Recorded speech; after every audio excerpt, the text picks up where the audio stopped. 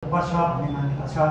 हामीले गरिरहेको पत्रकारिता सत्य छ कि छैन, आफूले खोजेका समाचारहरूमा सत्यता छ कि छैन, त्यो खोज्ने र त्यसको खोजेर मात्रै रिपोर्टिङ गर्ने प्रवृत्ति विकास हुन सकोस्। पछिल्लो अवस्थामा पत्रकारितामाथि हामी आफै चुनौती सिर्जना गरिरहेका छौँ। हामीले गर्ने गतिविधिहरू हामी स्वतन्त्रता उपयोग गरिरहँदा, स्वतन्त्रताको लबिङ गरिरहँदा हामीले गर्ने कार्यले अर्काको व्यक्तिगत जीवनमा आँच पुर्याएको छ कि छैन भन्ने त्यो हेर्ने परिपाटीको विकास हुन सकोस्।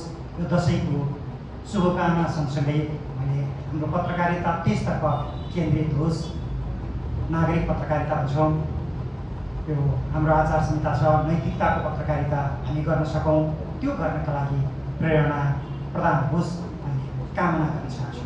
केही समस्याहरू आएका छन् हामीले गर्ने पत्रकारिताहरूमाथि, हामी विभिन्न रूपबाट गरिरहेका छौँ। मिडियमको विकाससँगै पत्रकारितामा विभिन्न आयामहरू आएका छन्। ती सबै आयामहरू हामीले प्रयोग गरिरहेका छौँ र ती आयामहरू प्रयोग गरिरहँदा हाम्रो अधिकार के हो, हाम्रो कर्तव्य के हो भन्ने हामीले बुझ्ने चेष्टा हामी गरिरहेका छौँ।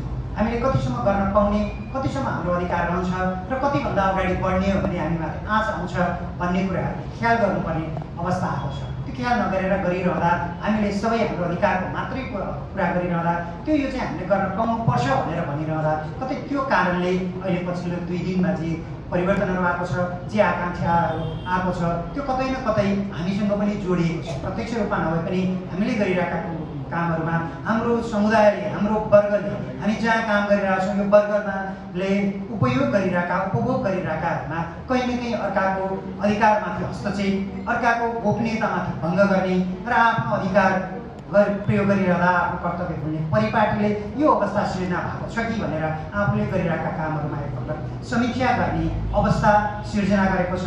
त्यो समीक्षा गर्ने यो पर्वले हामीलाई चेत दियोस्, त्योतर्फ अग्रसर हुने प्रेरणा दियोस्। यही शुभकामनाका साथ